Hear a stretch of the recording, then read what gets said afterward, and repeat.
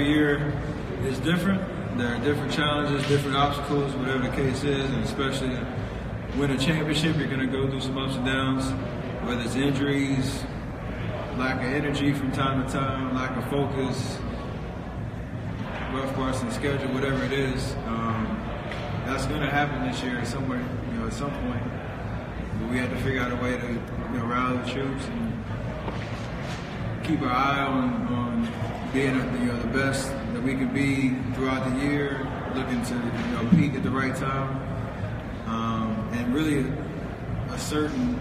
had that smooth transition with the new additions that we have. So there are a lot of things for us to focus on this year in terms of like mini goals that will lead to us winning another championship, as well as dealing with the hurdles that will come with just the length of the season. Right-hand side, front row, Mark.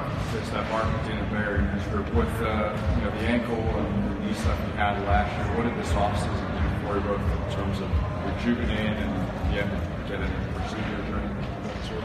No, it's just more so get with my trainer about the right approach to the summer in terms of how much I was on my feet, strength and conditioning work and all that I usually do, trying to ramp that up a little bit more, with the perspective around not burning myself out over the summer in terms of I definitely had an ankle situation last year that needed time to recover, and I wanted to really try to pace myself over the summer. It's probably one of the best summers I've had in terms of my prep work going into a year, so I'm excited about what that'll mean on the court. Front row, left-hand side, Marcus. Steph, with Durant signing a 1+1, we are all going to be asking about it all year. What's the key for you guys to not let that be a distraction or an issue in the locker room, knowing that you'll have three free agents potentially next year? It doesn't matter right now. We have 5 preseason games, 82 regular season games, and hopefully 16 wins in the playoffs, and then you can ask all the questions you want. So I think KD's going to have that perspective. DeMarcus had that perspective. Even Draymond and Clay with their contract situations.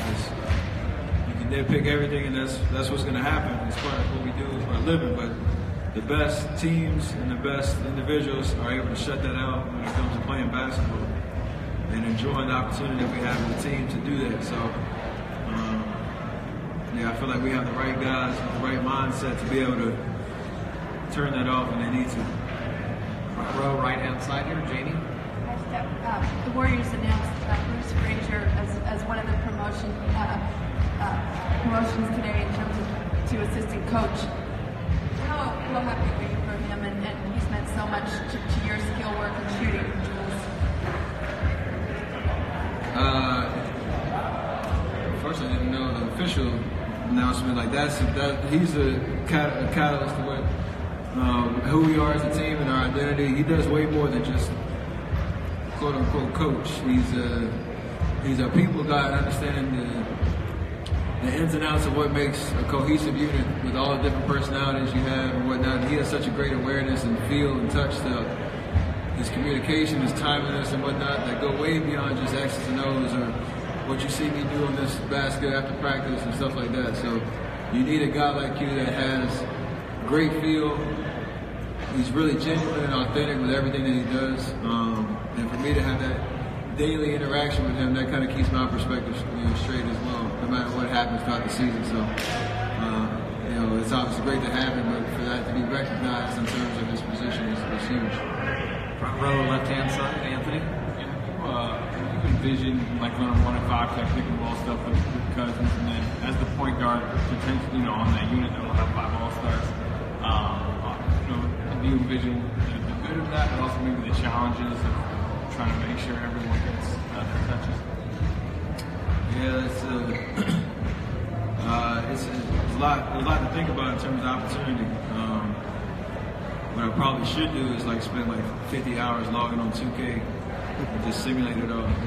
See what happens, see what works and doesn't work, see what I can use on the court. But you got 3 kids, so that ain't happening. But see how it happens when he comes back. We're obviously gonna have a lot of minutes logged in terms of Damian playing center and JB kind of filling in the forward and center spots and rotating those guys through. And then when DeMarcus comes back, we'll obviously have a game plan of how we want to attack those situations, how the rotation will happen and whatnot. And, our IQ in terms of being in the right spot and being purposeful about what we do, I think will take over as the season goes on. Right-hand side, third row back. Stefan, Annika from Swedish radio, there's so many stars in the league, but there's only one Swede and now he's on this team, and the Golden State Warriors are already incredibly popular in Sweden. What do you think about Jonas Jerebko now that he's joining the team, and what do you think his role will be on it? I mean, he's going to be huge for us. He's filling holes and pieces. I think he's a really versatile player. He's tough. He can shoot. He can play defense.